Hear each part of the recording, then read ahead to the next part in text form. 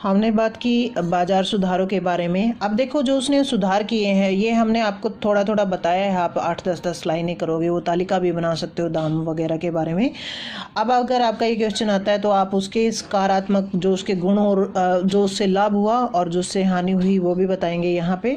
तो इसके फलस्वरूप क्या करता है, वो एक विशाल सेना रख पाता है, अपने साम्राज्य का विस्तार भी कर पाता है क्योंकि धन संपत्ति की कोई कमी नहीं रही, वस्तुओं के मूल्य सस्ते हो गए तो जो गरीब तबके के लोग हैं उन तक भी पहुंचने लगे, भ्रष्टाचार कम हो गया, जनसाधारण इन चीज़ों से संतुष्ट हो गया। तो ये इसके सकारात्मक प्रभाव हमें देखने को मिले हैं। 1-2 पॉइंट और भी हो सकते हैं। नकारात्मक प्रभाव में आप देखेंगे कि व्यापार की हानि हुई। अब देखो व्यापार तो किसके ऊपर किया जाता है, लाभ के ऊपर किया जाता है, लेकिन यहाँ बीच में कोई लाभ कमा नहीं सकता था।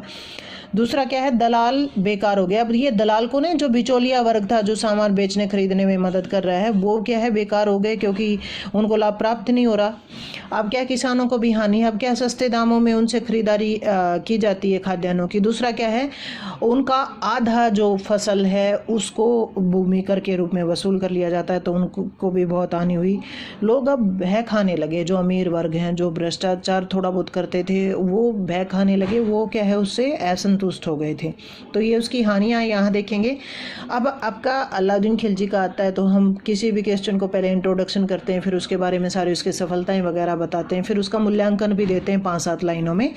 तो उसका मूल्यांकन में हम सारी चीज़ें जो हुई हैं, क्या क्या उसने किया, सुधार किए, साम्राज्य विस्तार उसने किया, कूटनीतिक नीति उसने अपनाई, मंगोलों का दमन उसने किया और बड़ी कठोरता के साथ किया, बाजार सुधार उसने किए, अलग अलग प्रशासनिक व्यवस्थाएं उसने अपनाई, गुप्तचर व्यवस्था को स्ट्रॉन्ग उसने किया, वो सारा इसके मूल्यांकन में आप देंगे। अब हमारा आता है अलाउद्दीन खिलजी के उत्तराधिकारी। अलाउद्दीन खिलजी की डेथ हो जाती है अभी 1316 में। अब उसकी डेथ के बाद क्या है, मलिक काफूर क्या करता है, कूटनीति चाल चल करके 6 वर्षीय जो शहाबुद्दीन है उसको शासक बना देता है और खुद क्या है उसका संरक्षक बन करके बैठ जाता है, मतलब सारे शासन वही संभाल रहा है। फिर क्या होता है, उसके बाद अलाउद्दीन खिलजी के 2 पुत्र हैं उनको अंधा करवा देता है, उसकी बेगम को महल से निकलवा देता है। तो ये काम करता है। इसके फलस्वरूप क्या होता है, उसके अत्याचारों के कारण उसका और शहाबुद्दीन का वध कर दिया जाता है भाई। अब शहाबुद्दीन के बाद क्या है, अलाउद्दीन खिलजी का जो पुत्र है मुबारक शाह शासक बनता है, लेकिन वो भी क्या है, खुसरो खा एक अमीर है, उसके प्रभाव में आकर क्या विलासी हो जाता है।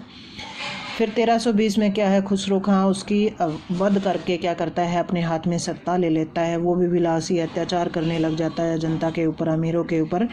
अब एक अमीर है गाजी तुगलक, वो क्या करता है, अन्य अमीरों के कहने के ऊपर खुसरो खां को मार देता है।